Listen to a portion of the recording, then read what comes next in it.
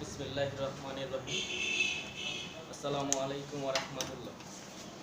Meritorious public college Rangpur কর্তৃক আয়োজিত আজকের অনলাইন ক্লাসে সুপ্রিয় শিক্ষার্থীবৃন্দ, তোমাদের স্বাগত। আজকে আমি আলোচনা করব উচ্চ মাধ্যমিক পদার্থবিজ্ঞান প্রথম পত্রের তৃতীয় অধ্যায় গতিবিদ্যা থেকে। এই গতিবিদ্যা থেকে প্রাসের গতি সম্পর্কিত আমি কিছু আলোচনা করব। তো এই ক্ষেত্রে এই অধ্যায়ের ক্ষেত্রে সব থেকে বেশি যে প্রশ্ন আসে থাকে প্রাস থেকে, এবং প্রায় এখানে 50%-এর উপরে ম্যাক্সিমাম আশা করা যায় প্রশ্ন আসে।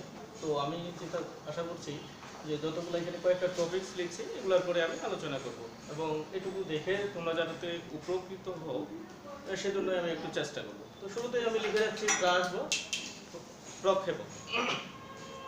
আচ্ছা, প্রাস বা প্রক্ষেপক কি আমাদের আগে এটা জানতে হবে।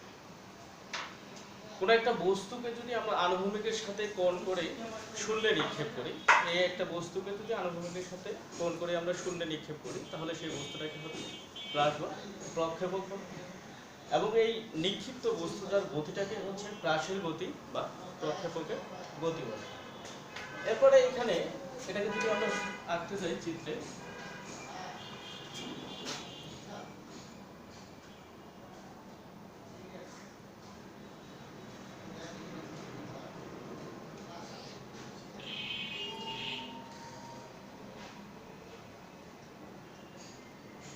আনুভূমিক বরাবর Vx, x আনুভূমিক বরাবর হচ্ছে x অক্ষ এবং উল্লম্ব বরাবর হচ্ছে y অক্ষ। তো এই থেকে আমি যদি একটা বস্তুকে শূন্যে নিক্ষেপ করে আনুভূমিকের সাথে কোণ করে, তাহলে এই বস্তুটা হচ্ছে কি হবে, যে বস্তুটার নিক্ষিপ্ত একটা বেগ থাকবে, ধরলাম সেই বেগটা হচ্ছে v0, এবং যে কোণে নিক্ষেপ করা হয়েছে সেটাকে ধরলাম θ0।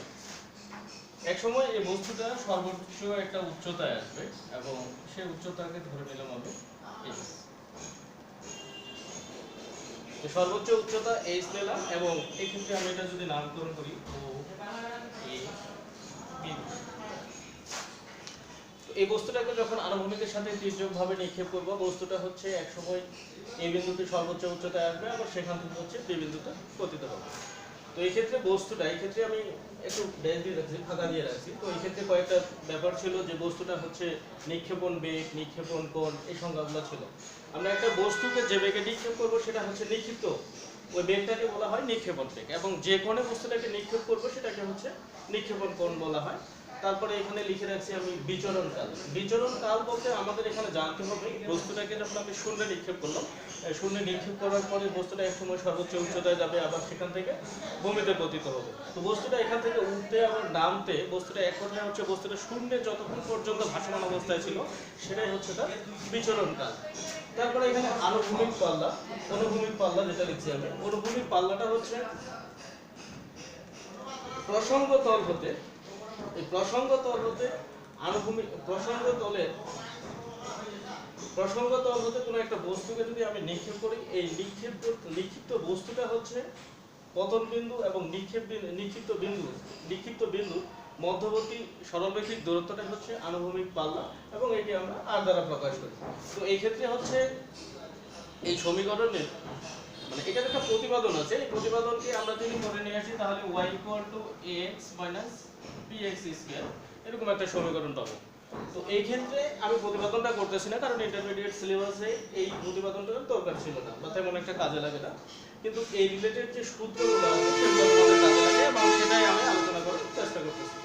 তো এই ক্ষেত্রে এই সূত্রটা করার পরে এক্ষেত্রে দুই তিনটা জিনিস মাথায় রাখতে হবে, যে এক্ষেত্রে যখন বস্তুটা এই প্রাসের গতিপথটা কেমন, এটা হচ্ছে অধিবৃত্ত বা প্যারাবোলা, অবশ্যই এটা মাথায় রাখতে হবে, এবং এটা এমসিকিউ প্রশ্ন হয়ে থেকে থাকে। আর এই ক্ষেত্রে আরেকটা জিনিস মাথায় রাখতে হবে, যে সর্বোচ্চ উচ্চতায়, এই সর্বোচ্চ উচ্চতায় বস্তুটার গতিটা কেমন হয়। সর্বোচ্চ উচ্চতায় বস্তুটার গতিটা হচ্ছে অবশ্যই সেটা একমাত্রিক গতি হয়ে থেকে থাকে, এবং এই সর্বোচ্চ উচ্চতায় বস্তুটার গতি হচ্ছে অবশ্যই একমাত্রিক গতি। এটাও একটু মনে রাখতে হবে, কারণ এটাও এমসিকিউ প্রশ্ন হয়ে থেকে থাকে। এখন দেখো, এই ক্ষেত্রে আমাদের এই বস্তুটাকে আমরা যে নিক্ষেপ করলাম, এই নিক্ষিপ্ত বস্তুটা হচ্ছে মূলত এখানে টু ডাইমেনশনাল দ্বিমাত্রিক গতির ক্ষেত্রে আমরা তোমরা হচ্ছে ইতিপূর্বেই যে মাধ্যমিক সিলেবাসের ক্ষেত্রে জানো যে একমাত্রিক গতির ক্ষেত্রে বিভিন্ন সূত্রাবলী জানো, যেমন s equal to ut plus half at square, তারপর ভি স্কয়ার সমান ইউ স্কয়ার প্লাস 2s, তারপর s ইকুয়াল টু ভিটি। ওই সূত্রগুলো ছিল আমাদের আসলে মূলত একমাত্রিক গতির ক্ষেত্রে। কিন্তু এই ক্ষেত্রে দেখো এই নিক্ষিপ্ত বস্তুটা যখন আমি তির্যকভাবে নিক্ষেপ করছি তখন এই বস্তুটা টু ডাইমেনশনালে আছে।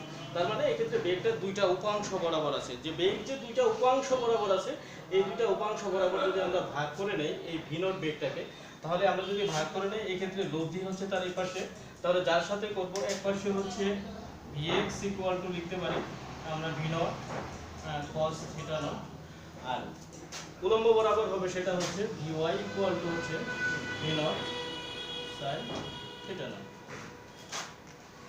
তাহলে এই ক্ষেত্রে আরেকটা জিনিস মাথায় রাখতে হবে যে আনুভূমিক বরাবর, এই আনুভূমিক বরাবর যে বস্তুটাকে এই ক্ষেত্রে আনুভূমিক বরাবর বস্তুর কোনো ত্বরণ থাকবে না, এবং এই ক্ষেত্রে ত্বরণের মানটা অবশ্যই হচ্ছে 0 হয়ে যাবে, এবং এই ক্ষেত্রে বস্তুটা একটা ধ্রুব বেগে সামনের দিকে অগ্রসর হতে থাকবে।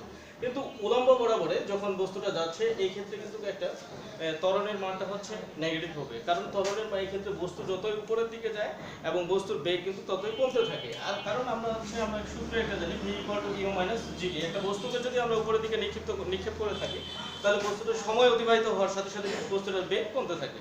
এরকম করে কমতে কমতে বস্তুটা একসময় কি সর্বোচ্চ উচ্চতায় আসবে, সর্বোচ্চ উচ্চতায় আসে বস্তুটার উলম্ব সরণটা কি সর্বনিম্ন হয়ে যাবে, সর্বনিম্ন হয়ে যাবে মানে সেখানে 0 হয়ে যাবে, আবার বস্তুটা সেখান থেকে হচ্ছে ভূমিতে পতিত হতে থাকবে এবং ভূমির দিকে অগ্রসর হবে। যাই হোক এই ক্ষেত্রে আমি লিখছি যে টি সময় পরে প্রাসের বেগ, আমি টি সময় পরে প্রাসের বেগ নির্ণয় করব। এই ক্ষেত্রে একটা বস্তুকে যখন আমি নিক্ষেপ করলাম, এই নিক্ষেপ করার পরে বস্তুটা মনে করলাম যে কোনো একটা বিন্দু আসলো, সেই ক্ষেত্রে ধরলাম যে এখানে সি একটা বিন্দু ছিল, এই সি বিন্দুতে বস্তুটার হচ্ছে আমি বেগ নির্ণয় করব। তাহলে বেগ যদি নির্ণয় করি তাহলে এই বস্তুটার হচ্ছে একটা হচ্ছে স্পর্শ বরাবর আমি এঁকে নেব, অঙ্কন করে নেব, কারণ হচ্ছে আমাদের জানতে হবে যে এই যে বৃত্তীয় বক্ররেখার ক্ষেত্রে যে বেগ নির্দেশ করে যেটা সেটা হচ্ছে তার স্পর্শক বরাবর অবশ্যই হয়।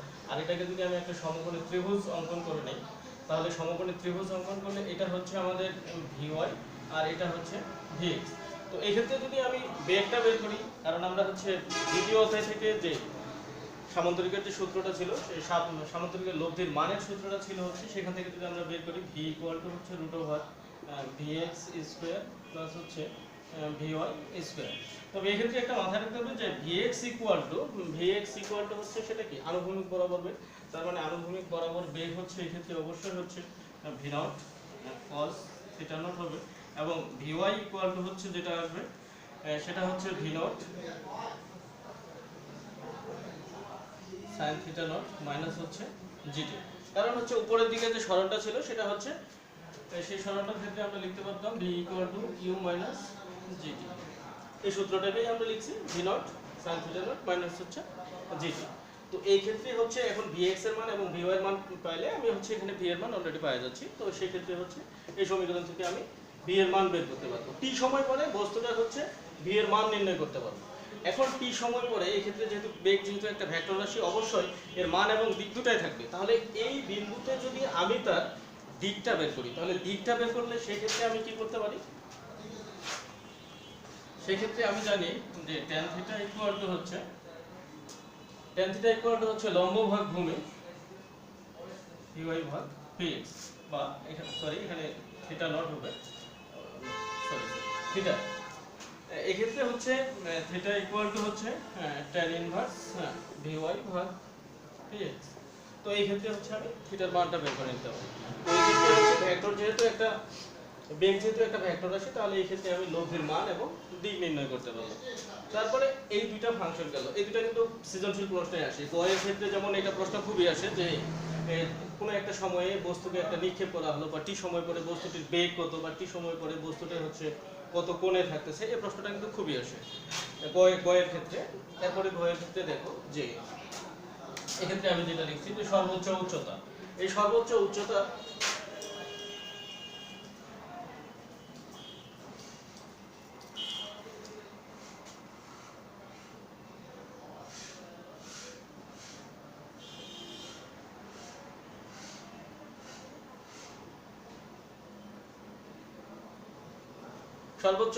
আচ্ছা বস্তুটা যখন আমার এই ক্ষেত্রে আসলো, সেক্ষেত্রে যখন এই অবস্থানে আসবে তখন এই অবস্থানে আসলে সর্বোচ্চ উচ্চতায় আসলে বস্তুটির হচ্ছে উলম্ব সরণ হচ্ছে শূন্য হয়ে যায়। তো বস্তুটির উলম্ব সরণ যদি না থেকে থাকে তো আমরা গতির ক্ষেত্রে একটা সূত্র জানতাম কি s ut plus half a t square, এই সূত্রটা জানতাম একমাত্রিক গতির ক্ষেত্রে। এই সূত্রটাকেই আমরা এই ক্ষেত্রে প্রয়োগ করব। তো এই ক্ষেত্রে হচ্ছে s এর পরিবর্তে আমি সর্বোচ্চ উচ্চতা লিখব h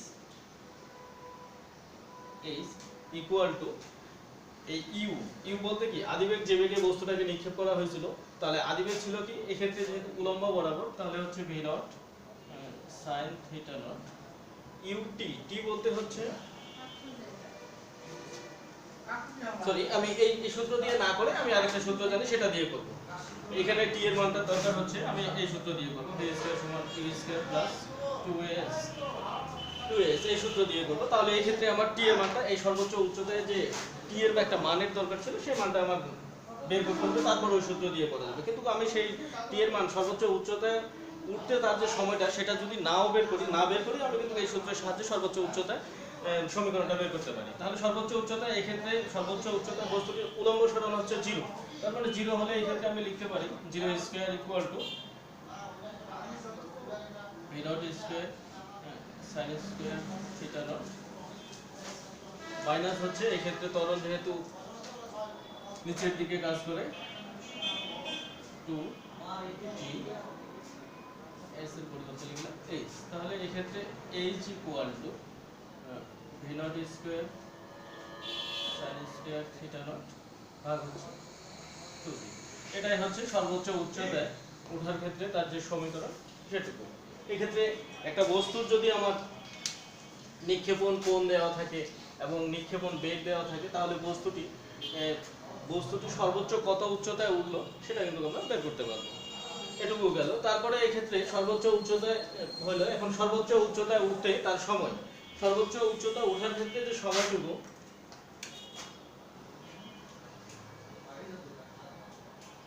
সর্বোচ্চ উচ্চতায়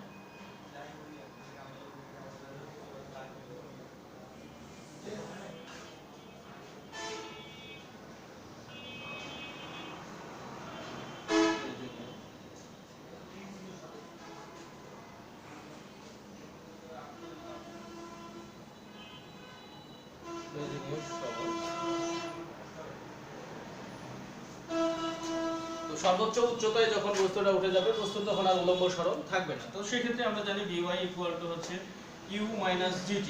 তো u বলতে হচ্ছে আদিবেগ v not sin theta not minus gt, t বলতে হচ্ছে t ম্যাক্সিমাম। তো এই ক্ষেত্রে উলম্ব সরণ যদি 0 হয়ে যায় তাহলে হচ্ছে 0 plus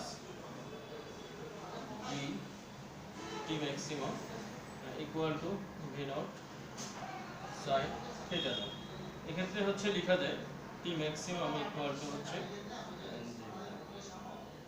v not sin theta not ভাগ হচ্ছে g। সর্বোচ্চ উচ্চতায় উঠতে বস্তুটার সময় হচ্ছে এটা।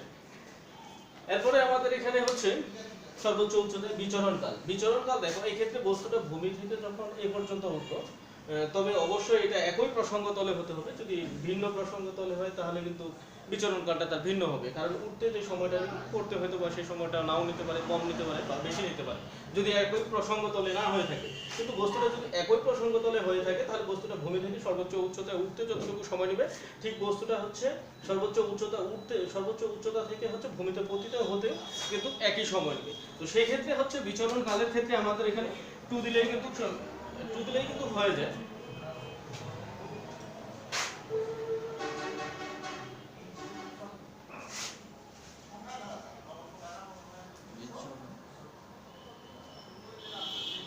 বিচরণকাল t। তো বিচরণকাল t এর ক্ষেত্রে আমি কি দিলাম যে t ইকুয়াল টু হচ্ছে 2 v not sin theta not ভাগ হচ্ছে g। এই যে এটার ক্ষেত্রে হচ্ছে বস্তুটা এই 0 থেকে সর্বোচ্চ উচ্চতায় উঠতে যে সময়টা লাগবে ঠিক নামতেও যদি একই সময় লাগে, বস্তুটা যদি একই প্রসঙ্গ তলে থাকে, পতন বিন্দুটা যদি একই প্রসঙ্গ তলে থাকে তাহলে নামতেও কিন্তু একই সময়টা লাগবে। তাহলে সেই ক্ষেত্রে হচ্ছে 2 v নট sin থিটা ভাগ g এটুকু দিলেই হয়ে যাবে। এটাকে আরো একটা সিস্টেমে প্রমাণ করা যায়, সেটা হচ্ছে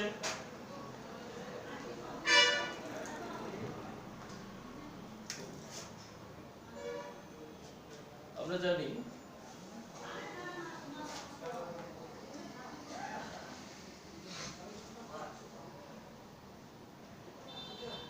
জানি এই ক্ষেত্রে h ইকুয়াল টু লেখা যায় h equal to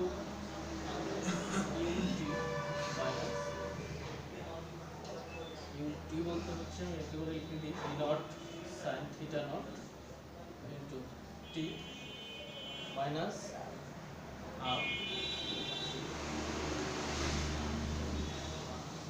g t square. তো সর্বোচ্চ উচ্চতায় বস্তুর হচ্ছে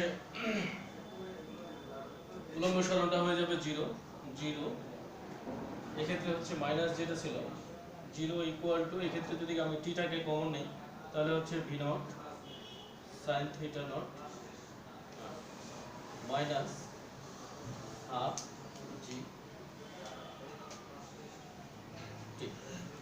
এক্ষেত্রে বা টি ইকুয়াল টু একবারে হচ্ছে লেখা যায় 0, অথবা আরেকটা লেখা যায় যে V nought sine theta not minus half g T equal লেখা যায় 0। এই ক্ষেত্রে যেটুকু লেখা যায় এগুলো পাশে নিয়ে আসা হয়, তাহলে আমি যদি টি এর মানটা বের করি তাহলে টি ইকুয়াল টু লেখা যায় 2 V nought sine theta not ভাগ হচ্ছে এই সমীকরণ আর এই সমীকরণ নেই। তো এই ক্ষেত্রে দেখো এক্ষেত্রে টি এর মান আসছে দুইটা, একটা হচ্ছে টি ইকুয়াল টু 0 আর একটা হচ্ছে টি ইকুয়াল টু হচ্ছে এই সমীকরণটা। এখন যদি আমরা টি এর পরিবর্তে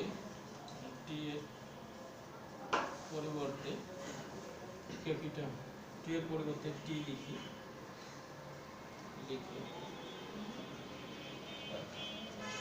তাহলে সেক্ষেত্রে হচ্ছে টি এর পরিবর্তে টি লিখলে এই ক্ষেত্রে হয়ে যাবে আমাদের ক্যাপিটাল টি ইকুয়াল টু হচ্ছে 2 V nought sine theta not ভাগ হচ্ছে জি। এই ক্ষেত্রে টি এর মান আমি দুইটা পেলাম, একটা হচ্ছে টি ইকুয়াল টু 0, একটা টি ইকুয়াল টু 0 আর একটা হচ্ছে T equal to 2 V naught sin theta not ভাগ জি। তো এই ক্ষেত্রে দেখো এই টি ইকুয়াল টু 0 বলতে হচ্ছে যে মুহূর্তে আমি বস্তুটাকে নিক্ষেপ করেছিলাম ঠিক সেই মুহূর্তে তার বিচরণকালের যে মানটা ছিল সেটা 0, আর টি ইকুয়াল টু হচ্ছে টি সময় করে যেটা আসছে সেটা হচ্ছে এটা। তো এই ক্ষেত্রে আমি পাইলাম যে বিচরণকাল টি, এরপরে হচ্ছে অনুভূমিক পাল্লা।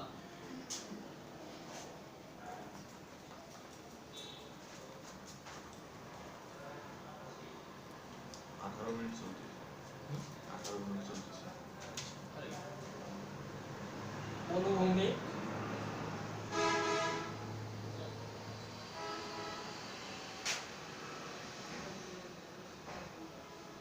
পাল্লা সেটাকে হচ্ছে আর দ্বারা প্রকাশ করলাম। তো অনুভূমিক পাল্লা আর ইকুয়াল টু, এই ক্ষেত্রে দেখো যে অনুভূমিক পাল্লা কি, কোন একটা বস্তুকে প্রসঙ্গ তলে নিক্ষিপ্ত বস্তুটাকে একই প্রসঙ্গ তলে নিক্ষিপ্ত বিন্দু এবং হচ্ছে পতন বিন্দুর মধ্যবর্তী রৈখিক দূরত্বটাকে হচ্ছে অনুভূমিক পাল্লা বলা হয়। আমরা গতির ক্ষেত্রে একমাত্র গতির ক্ষেত্রে সূত্র জানতাম s ইকুয়াল টু হচ্ছে vt। তো s ইকুয়াল টু vt যদি জানি তো এই ক্ষেত্রে আমরা অনুভূমিক পাল্লা ধরে নেব যে ob ইকুয়াল টু r। তো ob ইকুয়াল টু যদি r হয় তাহলে r ইকুয়াল টু আমরা লিখতে পারবো, এখানে v বলতে হচ্ছে এই ক্ষেত্রে একটাই বেগ থাকবে সামনের দিকে, সেটা হচ্ছে কি সেই বেগটা থাকবে হচ্ছে অনুভূমিক বেগ vx, আর এর সাথে হচ্ছে t বলতে হচ্ছে বিচরণকালের সময়টা। তো vx বলতে হচ্ছে v nought cos theta not into t বলতে হচ্ছে আমরা সূত্রটা জানি 2 v not sin theta not ভাগ হচ্ছে জি। তো এই ক্ষেত্রে আমরা যদি কাজ করি যে v নট হচ্ছে v নট স্কয়ার 2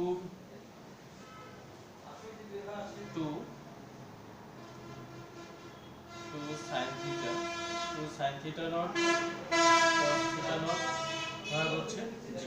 তাহলে এই ক্ষেত্রে দেখো v নট হচ্ছে v নট স্কয়ার হয়ে যাবে এখানে, তাহলে v নট স্কয়ার আর এটা sin theta not cos 2 sin theta not cos theta not equal to একটা সূত্র আছে, সেটা হচ্ছে sin twice theta not sin twice theta not ভাগ জি। তো এই ক্ষেত্রে দেখো এই ক্ষেত্রে সূত্র আমরা অনুভূমিক পাল্লার ক্ষেত্রে যে সূত্রটা পাইলাম সেটা হচ্ছে r ইকুয়াল টু এই সূত্রটা অনুভূমিক পাল্লার ক্ষেত্রে এই সূত্রটা পাইছি। এই ক্ষেত্রে একটা জিনিস মনে রাখতে হবে যে অনুভূমিক পাল্লার মান কখন সর্বাধিক হয়। অবশ্যই নিক্ষিপ্ত বস্তুটাতে যদি আমরা 45 ডিগ্রি কোণে নিক্ষেপ করি তাহলে এক্ষেত্রে অনুভূমিক পাল্লার মান সর্বোচ্চ হয়ে থাকে। সুপ্রিয় শিক্ষার্থী, সময় সংকীর্ণতার কারণে বেশিক্ষণ ক্লাসটা আমি দীর্ঘায়িত করতে পারলাম না। তোমরা ভালো থাকো, সুস্থ থাকো। আসসালামু আলাইকুম।